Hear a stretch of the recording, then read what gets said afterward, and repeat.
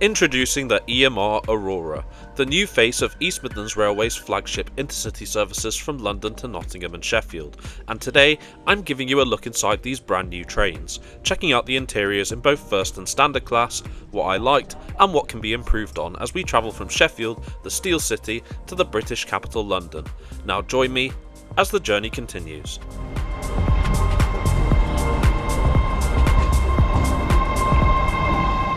What better place to start this journey than from my hometown of Sheffield? The station here has been operational since 1870 as the fifth and last station to be built in the city centre, and gradually worked its way up to the city's principal station to most major cities in England and Scotland. The station has received numerous refurbishments over the years, including one that was completed recently, but nevertheless much of its original design and architecture still remains. There are also numerous eateries and shops here, my personal favourite of course being the Rails of Sheffield model railway store, which opened just last weekend. This all makes Sheffield Station well suited as the second busiest station in Yorkshire and the Humber, seeing 9.4 million passengers in 2024, all of course being greeted by the statue of Miles, EMR's beloved mascot. Our train today is the 1400 East Midlands Railway Aurora service to London St Pancras International, departing from platform 2. Unlike other railway stations in the UK, there are no barriers impeding your progress, primarily due to the footbridge here, which provides a useful link for pedestrians to Norfolk Park and the Sheffield Supertram. This also gives us a good vantage point of the platforms, including local northern services across the north of England and long-distance Transpennine services to Manchester and Liverpool, which will be coming to the channel soon. Sheffield did used to have a first class lounge on platform 2 a few years back, which I could in theory use with my first class ticket, but it was sadly closed due to COVID back in 2020 and hasn't reopened since. It's quite rainy this afternoon too. East Midlands Railway, or EMR, who also manage the station, operate both long-distance EMR regional and EMR intercity branded services to and from London, which run twice hourly using 5 and 7 car Class 222 Meridian diesel multiple units, an upgraded model of the Bombardier Voyager units used by Cross Country on their southwest to Scotland services. Sadly, their time under EMR has left them in quite a state, and some have already gone off lease, resulting in regular short formations and poor service reliability. However, all of this is about to change. Or so I thought. Annoyingly, the Aurora developed a fault en route to Sheffield and was subsequently cancelled.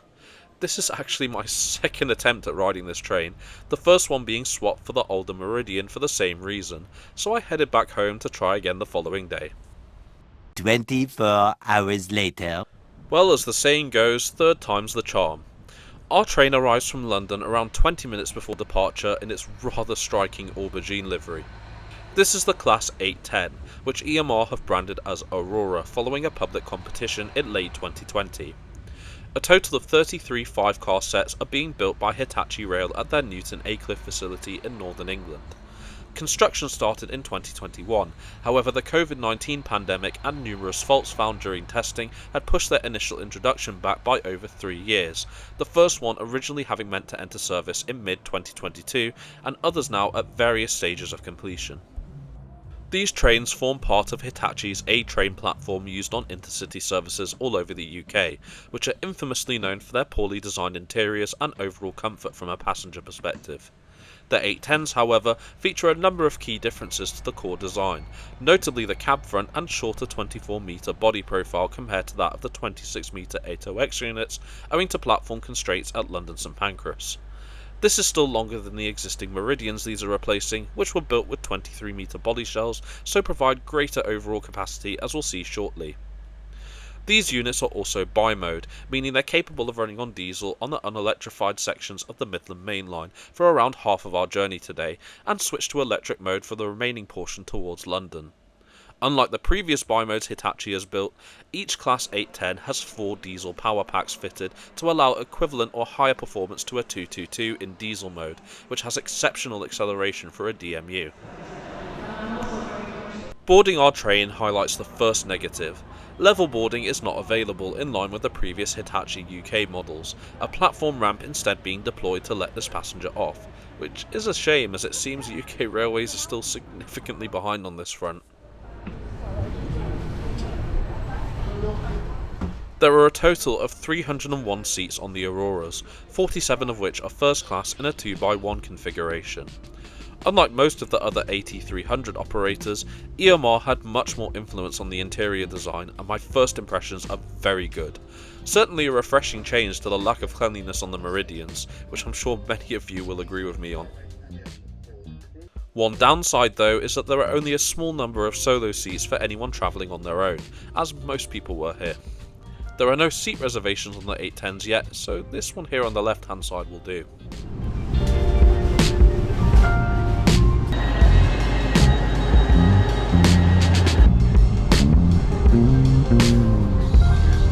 The Sheffield to London route has all of its stops on the first half of our journey through the East Midlands, with calls at Chesterfield and Derby.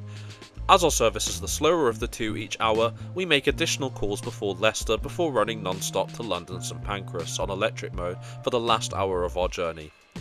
Our trip time this afternoon is expected to take 2 hours and 9 minutes to cover a distance of 166 miles.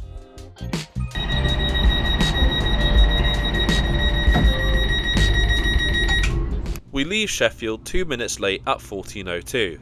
So far so good, especially with our rapid acceleration.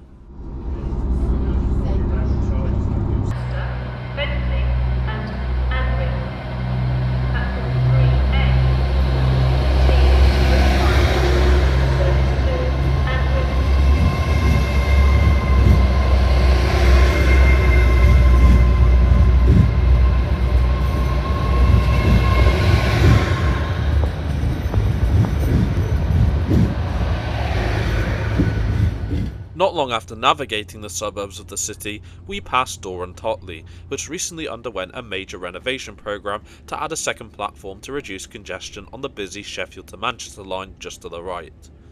We, however, take the Midland Main Line south towards London, and as we do so, the onboard food service begins.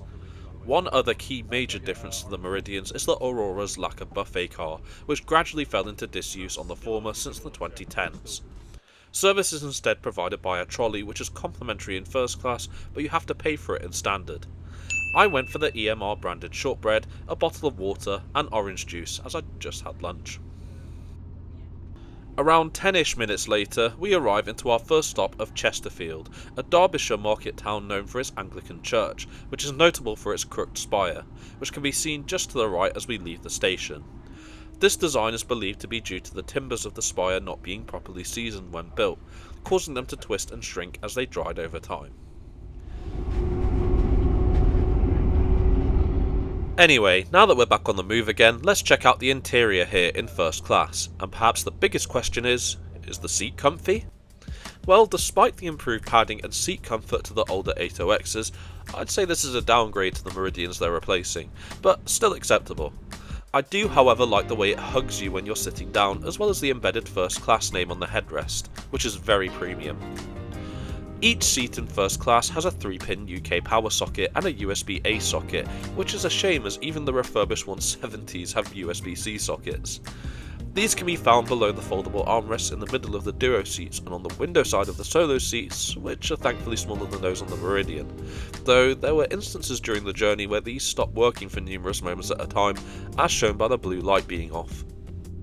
Legroom at the table seats isn't too bad if you don't have anyone sitting opposite you like me, but there is a problem with the solo seats where the table pole can get in the way of this, which does spoil this sadly. On that note as well, there is a lever at the base to operate the seat's manual recline, but this was rather stiff to operate and didn't go massively far as you can see. The window sides have retractable coat hooks, which I do like on the Hitachi trains in general, and finally there's a draw down window blind which blocks out the view if the sun's too harsh or just want some sleep. On the whole, I do like the interior, but some aspects of it could have been designed better to enhance passenger comfort, as I'm sure you'll agree.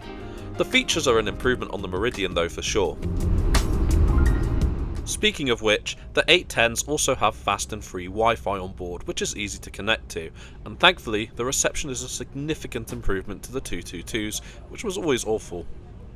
I also love these passenger information screens, which are well integrated with the units and show information such as seat occupancy levels, onward connections and a route map, though the latter wasn't working for some reason.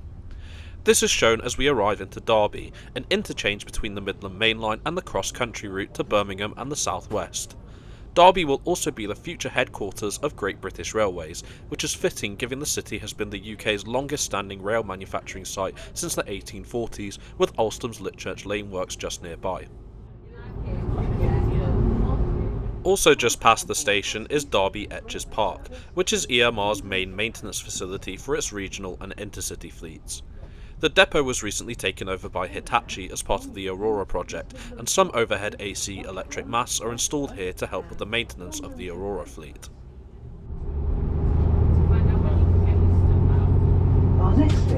As I mentioned previously, this is one of the slower services between Sheffield and London, meaning we call additionally at Long Eaton, where due to platform lengths, only the front 4 coaches open their doors, as was the case with the Meridians.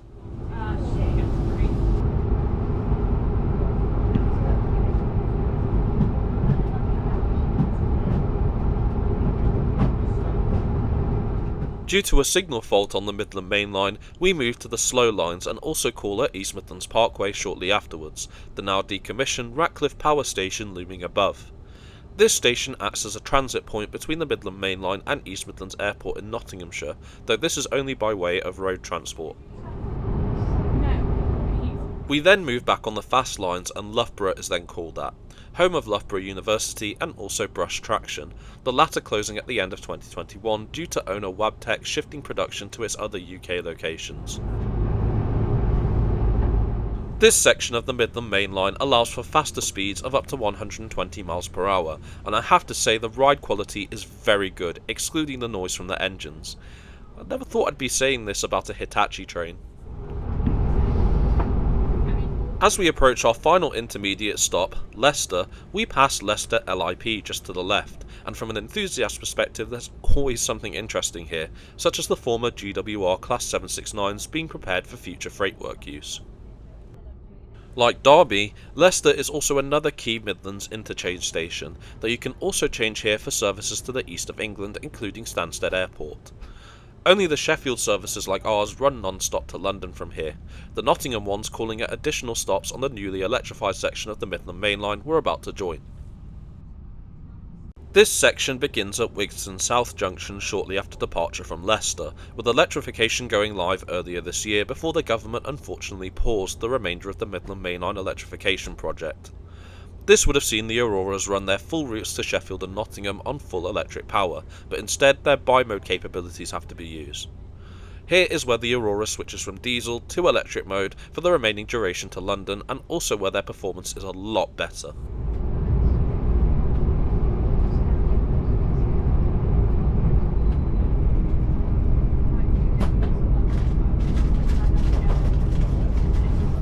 Market Harborough was originally meant to be the northern limit of the revised Midland Main Line electrification scheme, which has been completely rebuilt and redesigned to accommodate the new overhead wires. It certainly looks more modern than it used to. Before we look around the Aurora, here are the occupancy levels per the system versus reality. It's busy today. Standard class also uses the Faisalene design with better winged headrests, albeit using slightly narrower seats in a 2x2 configuration with mainly airline seats and a small handful of table seats, which is a problem for groups and families. Also, unlike other 8300 variants, these strangely don't have draw-down window blinds, which is a bit of a shame. Does anyone know why? Regardless, I think the seats do the job. They could be a bit more padded, but as far as new UK trains go, they're perfectly acceptable, especially compared to their older counterparts. Legroom has also been a huge criticism of standard, but I found it okay, and I'm around 5'8", so it may be an issue if you're on the taller side. Luggage storage is available using the overhead racks for smaller items, as well as there being plenty of larger racks throughout the carriages and in between seat gaps. This was something I always thought was poor on the Meridians, both in terms of space and quantity, so it's good to see the Auroras resolving this. Bike storage for 2 bikes is in coach B, and whilst it's free on EMR like other UK railways, you should make reservations online or by phone, as these are often pretty popular. The Auroras have a total of 4 toilets on board. 2 of these are accessible, which have been the main cause for faults during their introduction. Thankfully both were working on this trip and immaculately clean. There's even an assist mode button so the door opens halfway for a companion if needed, but I am confused about why Standard has another accessible toilet when the only wheelchair space is in first. The remaining Standard toilets are much more spacious than they look, in line with other Hitachi units, though I later came back to find this one was out of order. Was it something I did? The section we're on now is where the Corby branch joins with the main Midland Main Line, just north of Kettering Station. In the background is Kettering stabling sidings for stabling of the Class 360s which run the EMR Connect or Luton Airport Express service. Stay tuned for a video soon. The section between Corby and Bedford was electrified in 2020 as part of the initial scheme, which was largely cancelled at the time. This allowed electric services to run north of Bedford, which we're passing now, which was electrified back in the 80s primarily for Thameslink services. Consequently, speeds were previously capped at 100 miles per hour for electric trains due to the overhead wires. However, recent upgrades allow electric trains to exceed the 100 mile per hour speed limit imposed by the overhead lines, allowing for 125 mile per hour running the legacy diesel trains have been doing since 2013. I was impressed with the ride quality on diesel running, but I have to say it's even better on electric. The Aurora runs very smooth, even at full speed.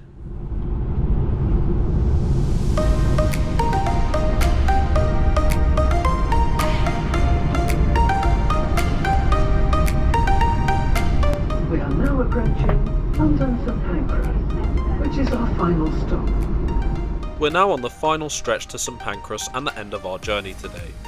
Overall, I was really impressed with these trains. There are some great design features incorporated that gives Midland Main Line users a huge upgrade over the older 222s, though there are others that let the side down, such as the legroom in first class, being built as 5 coach units and numerous technical faults during the journey, but the latter is to be expected considering this is the Aurora's first few days in passenger service.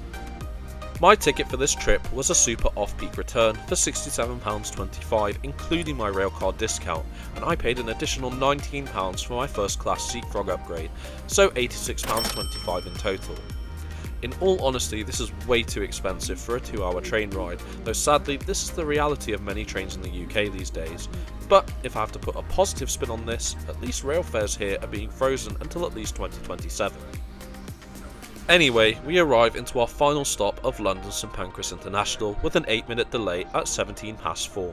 No, these ones, no, because they look like they come back and take a bit more battery. Yeah. Thanks very much. Now you've heard from me, I want to hear from you. What did you think of the brand new EMR Class 810 Aurora? Have you travelled on it yet, or has this video inspired you to give it a go? Let me know in the comments. I hope you've enjoyed this video. Please like and share it if you did to aid the channel's growth, and don't forget to subscribe to the channel and turn on notifications for more content such as this weekly. Okay, now I'm off to continue my day before I go away and edit this video later. Thanks so much for coming with me on this trip, and I look forward to bringing you with me on my next one.